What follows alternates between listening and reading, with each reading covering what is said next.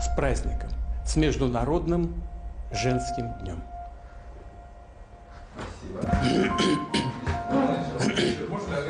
Да, вы знаете, давайте-ка я еще раз скажу, потому что перешила, да?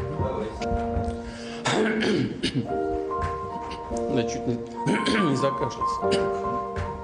Много говорил еще. Нет.